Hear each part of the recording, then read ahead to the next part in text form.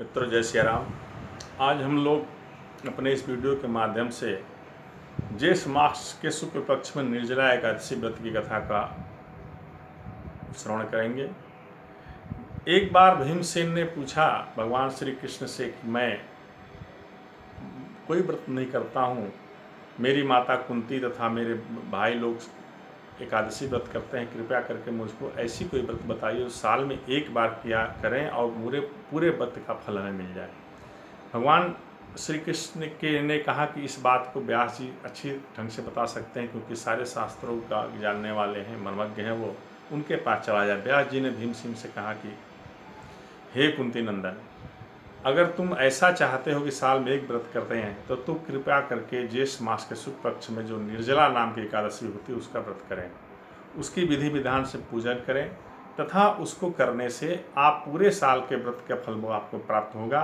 उसको किस प्रकार से करते हैं, क्या करते हैं कि उन्होंने कहा कि आप दसवीं के रात से ही व्रत का सोच करके उसका तैयारी करें और एकादशी के सूर्योदय के पश्चात निराहार और निर्जल रह के भगवान के स्तुति करें, स्मरण करें और इस प्रकार से व्रत करें। या कहते हैं पानी मुंह में कुल्ला करने के अलावा और नहीं लेना चाहिए। और जैसे भी आप बन सके भगवान की उस पूरे दिन भक्ति जागरण करके, रात्रि में जागरण करके, पूजा करके और उनका स्मरण करके अपनी दिनचर्या को पूरा करना चाहिए। तत्पश्चात द्वादशी के दिन सूर्योदय के पश्चात जल में से भरा हुआ पात्र को दान करना चाहिए ब्राह्मण को, और ब्राह्मण को भोजन कराने के पश्चात ही भोजन करें। इसको करने मात्र से ही मनुष्य को पूरे साल के एकादशी का फल मिलता है। और जो नहीं कर पाते पूरे साल के एकादशी, वो एक व्रत करके भी अपने जीवन में वह सब पा जाते हैं जो पूरे साल व्रत करने का लाभ मिलता है। ज्येष्ठ के शुक्ल पक्ष में एकादशी को उपवास करके दान देने से परम पद को प्राप्त होता है। जिन्होंने एकादशी को उपवास किया वे ब्रह्म हत्यारे, शराबी, चोर तथा गुरुद्रोही होने पर भी सब पापों से मुक्त हो जाते हैं। कुंती नंदन, निर्जला एकादशी के दिन श्रद्धालु स्त्री पुरुष के लिए जो विशेष दान और कर्तव्य है तो उसे मैं सुनो।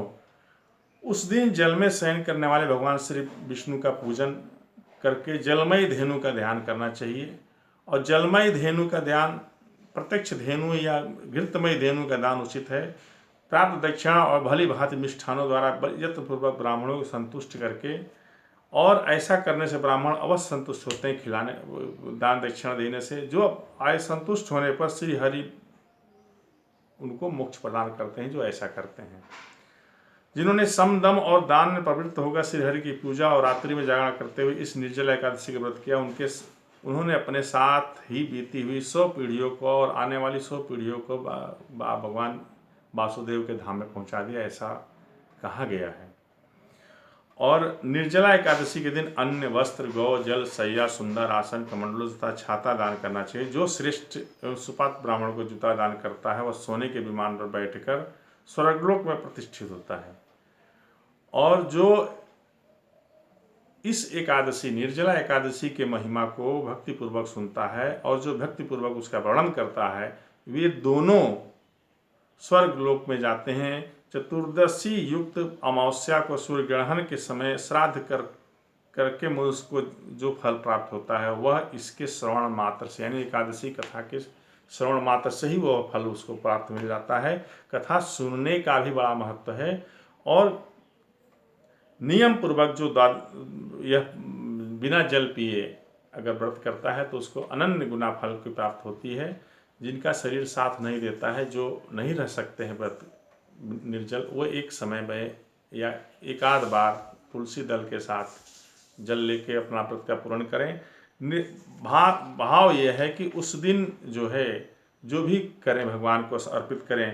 कहते हैं देव देव ऋषिकेशो संसारवाणवतारकः उद्व कुंभ प्रदानेन नयम वा परमाम गतिम। हे भगवान, हे देवता, संसार सागर से तारने वाले देवर्षि, इस जल के घड़े का दान करने से आप मुझे परम गति को प्राप्त करते हैं। ऐसा कह के इस मंत्र के साथ जल के घड़ा को दान करना चाहिए।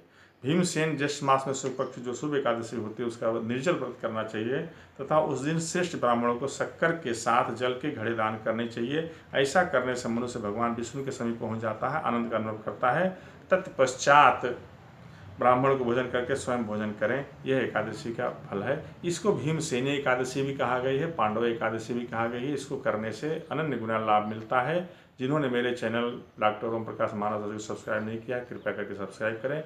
इस तरह की हम और भी वीडियो आप सबके सम्मुख प्रस्तुत करेंगे। इसी के साथ ओम नमो भगवते वासुदेव, जय श्री राम।